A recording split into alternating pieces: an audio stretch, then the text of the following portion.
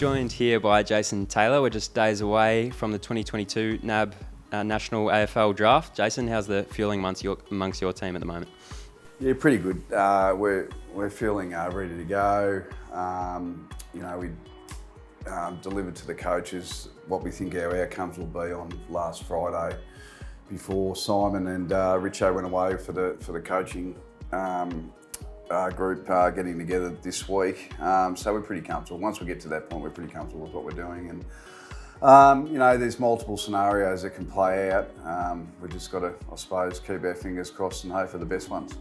We come into the draft having hit a few real need areas in the trade period, which should really free us up to draft that best available talent come Monday night. Yeah, well, I think it's like in any draft, you're looking at the best talent and also needs as well. Like that's got to come into your thinking as you go. If there's not too big a gap, well then a need might overtake that talent level. But we're pretty comfortable that we will be able to facilitate both areas, both the talent and the need. We come into the draft at the pointy end with pick 13. How's the talent looking around that area of the draft? Yeah, it's pretty strong. Like we're pretty comfortable with where both our selections are, and that's at 13 at this stage and 37. But anything can happen on the night where we might move back or forward, or we've looked at all scenarios. We've got scenarios in place for that, which we can attempt to facilitate on the night. But as it stands, it might just sit as those two selections, and we're comfortable with that. With those two selections as well, there's also the likelihood that we're going to upgrade Cade Chandler onto the senior list. Yep, yeah, so Cade will be upgraded, and that'll be, on any draft, you've got to make 3 selections, and Cade will be one of those, and we'll have 2 live picks at the draft, and no more than that. So, it's a really good reward for Cade. How happy are we with his development across the last few years and where he's got himself to the point now where he's on that senior list? Yeah, well, he's progressed every year. It's about opportunity, and he keeps knocking down the door. I suppose he's a little unlucky. He came on and he got that suspension, which halted his continuity, and I think that he's just craving that continuity. And once he gets that at AFL level, we think he's going to be a pretty good player. We also topped up our list just heading into this draft with the signing of Category B rookie Kaya Farris-White. What's he going to bring to the team?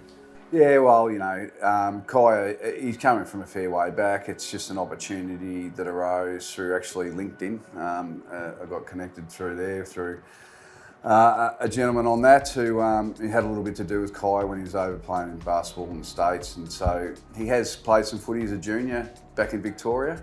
But he was back in the Kimberleys working in the Indigenous community there and working with the young kids and doing a terrific job there. But so we got him down and trialled him like we would any player. And just at that 206 centimetres, and he's a big boy, that we feel that with his fundamentals are pretty sound, that he was worth an opportunity. And once we took him through the process, we felt that he comes with good character, good competitiveness, and we think that he can give himself a chance. But we're under no illusions, and nor is Kaya for that matter, that it's going to take a fair bit of work and a lot of extra work to get himself up to speed. But we look forward to giving him the opportunity and welcome him to the club. And I think he arrived today, to be honest. Yeah.